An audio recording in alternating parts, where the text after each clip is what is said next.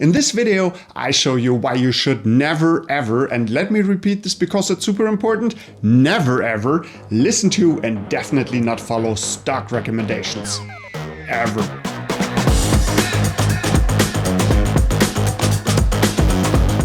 This video may destroy my YouTube career before it even began, because it is possible that not many companies of the finance industry will want to place commercials on videos of this channel in the future.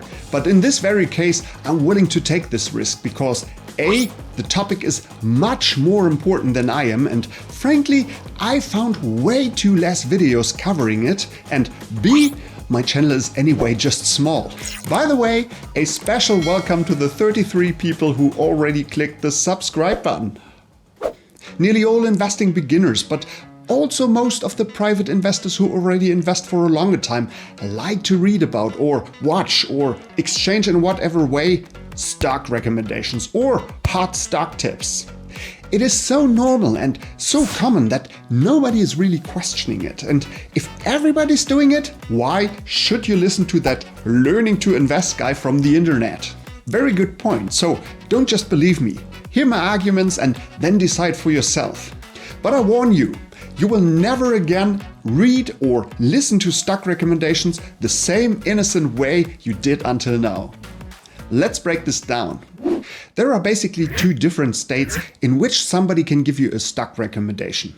A recommendation is based on a profound research on facts, figures, and the person who recommends the investment actually knows and believes that it is a good investment. Or it is not. Let's handle the second state first. So, the recommendation a person provides is not based on a deep analysis on facts, figures, or the recommended investment is not available for a good price at all. Why would anybody announce stock recommendations, although the recommendation isn't based on research at all? Unfortunately, there are several reasons why people do this. You can basically split them into two categories.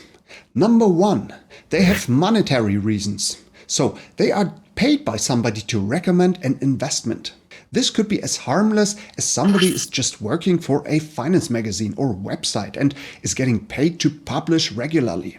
Or somebody who has an interest in a stock to climb or to fall paid that person to talk in a certain way about it, positively or negatively.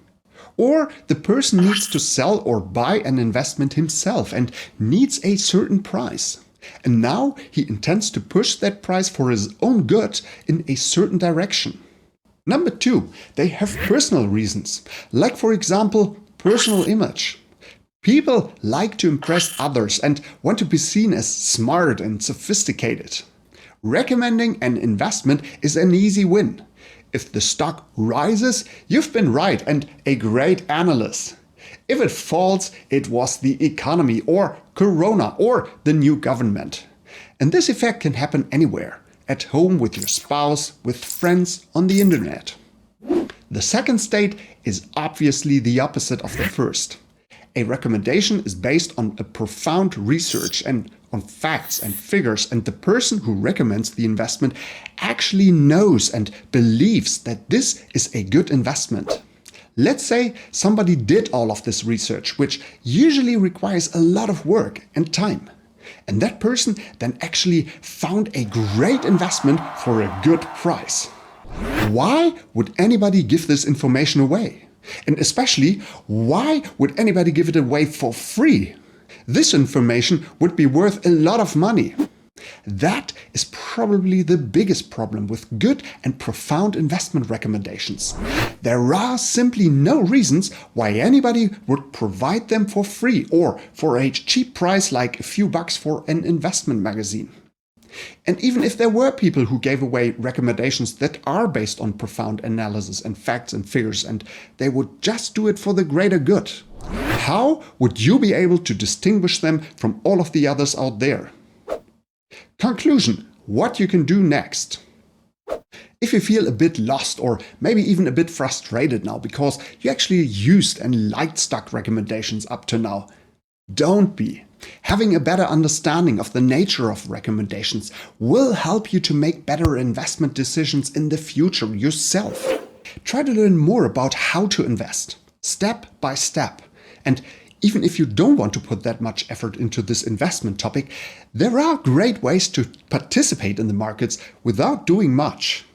One of the best is investing in passive index funds, also called ETFs. And if you want to know more about this, you should watch this video here next. See ya!